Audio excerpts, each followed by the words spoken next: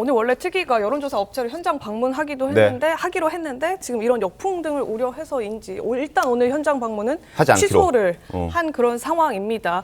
그런데 지금 일련의 논란이 되고 있는 여론조사의 흐름, 다른 여론조사에서도 드러나고 있는 그런 모양새가 나타나고 있습니다. 네. 전문가들이 최근 지지율 변화를 놓고 차기 권력인 이재명 대표에 대한 심판론이 시작됐다. 이런 지적까지도 내놓고 있는데요. 지금 보여드리는 여론조사는 여론조사 꽃이 조사한 결과입니다. 여론조사 꽃은 김어준 씨가 운영하는 여론조사 업체죠. 네, 업체라고도 알려져 있죠. 민주당이 43.2%, 국민의힘이 38.1%를 기록했습니다.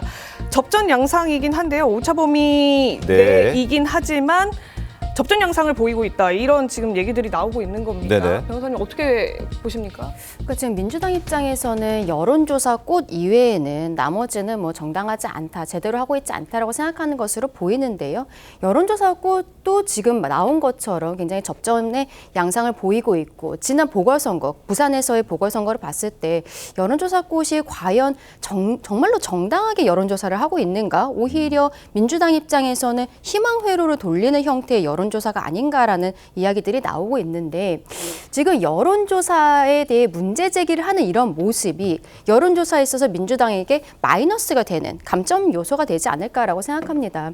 결과적으로 민주당 입장에서는 본인들 입맛에 맞지 않는, 그러니까 본인들이 지지율이 낮게 나오는 것에 대해서는 전혀 받아들일 수 없다라는 것이잖아요. 근데 문제는 여론조사는 수치도 물론 중요합니다만 경향성을 봐야 되는데 추세를 봐야 되는 거죠. 예, 근데 한 군데뿐만이 아닌 거예요. 실질적으로 뭐 어제 나왔던 리얼미터 같은 경우에는 오히려 약간 진보 쪽으로 보고 있지 않습니까? 한국갤럽이 조금 더 보수적이다라고 보는 것에 비해서.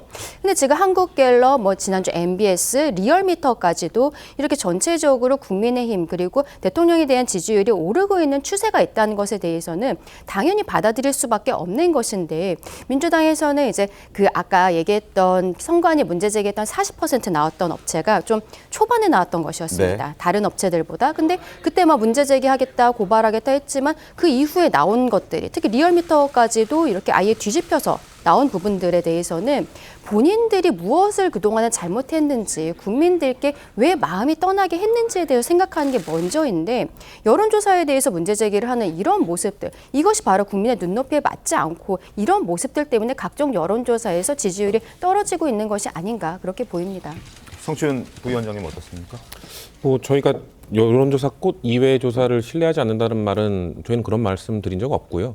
저희는 일단 여론조사를 정기적으로 실시하는 뭐 갤럽이라든지 리얼미터라든지 이런 조사들의 흐름 자체가 좀 비슷하게 나타나고 있기 때문에 민주당이 겸허히 받아들여야 되는 부분이 많다고 생각합니다. 일단 보수층의 결집, 뭐 과표집 이런 부분 일정 부분 있는 것도 맞지만 민주당에 대해서 중도층이 좀 등을 돌리고 있는 것도 사실이거든요. 그러면 왜 이런 건지를 왜 이런 현상이 나타난지를 면밀히 분석을 해봐야겠죠. 근데 저 개인적으로는 민주당이 지금 수년 동안 민주당 내부에서의 이 논쟁거리가 뭐냐면 더 강한 민주당, 더 센 민주당으로 가야 한다는 쪽과 좀 더 유연한 민주당으로 가야 되는 쪽이 항상 논쟁이 있었습니다. 근데 아무래도 야당이 된 이후에는 윤석열 정권이 윤석열 대통령이 야당을 좀 협치의 대상으로 인정하지 않는 국정 운영을 보여왔기 때문에 더 세게 가야 된다, 더 강하게 가야 된다 이런 목소리에 힘이 많이 실렸죠. 근데 이제 국민들도 중도층이 봤을 때도 이제는 윤석열 대통령은 사실상 탄핵 국면으로 넘어갔고 그럼 차기 정권을 민주당에게 맡길 수 있겠는가? 저렇게 센 민주당, 저렇게 강한 민주당, 싸우기만 하는 민주당에게 맡겨도 되는가?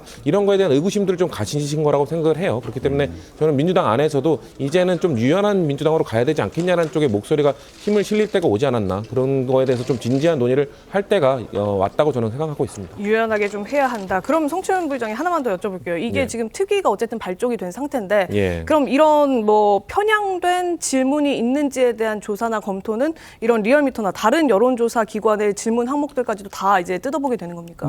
아마 다 전체적으로 보긴 할 텐데 정기조사를 하는 여론조사 기관은 문항을 바꾸진 않습니다. 갑자기 바꾸는 게 아니라 항상 같은 질문을 하는 조사를 실시하기 때문에 그런 정기조사에 대한 뭐 검증이나 이런 것들은 있을 것 같지는 않고요. 다만 아까 다른 패널분께서도 말씀을 하셨지만 뭐 명태균 사건 이후로 뭔가 이 여론조사에 대한 뭐 국민적 신뢰들이 좀 흔들리고 있는 상황에서 우리는 그렇다면 어떻게 하면은 여론조사를 좀 신뢰도를 높일 수 있는 그런 방안을 고민하자는 차원이 있지 뭔가 다 들여다보면서 우리가 이거 잘못되지 않았냐, 이거 잘못되지 않았냐 이런 식으로 갈 가는 거는 전 부적절하다고 생각을 하기 때문에 네. 그런 방향으로 가더라도 당내 자성의 목소리가 있을 것이다. 그리고 그럴 권한도 없습니다. 민주당이 어떻게 그럴 권한이 있습니까? 네. 그럴 권한은 선관위에 있기 때문에 혹시나 그럴 때는 선관위에 중간중간 이거는 좀 들어봐 달라라는 요구는 할 수 있어도 민주당에게 그런 권한이 없다라는 말씀 드립니다. 알겠습니다.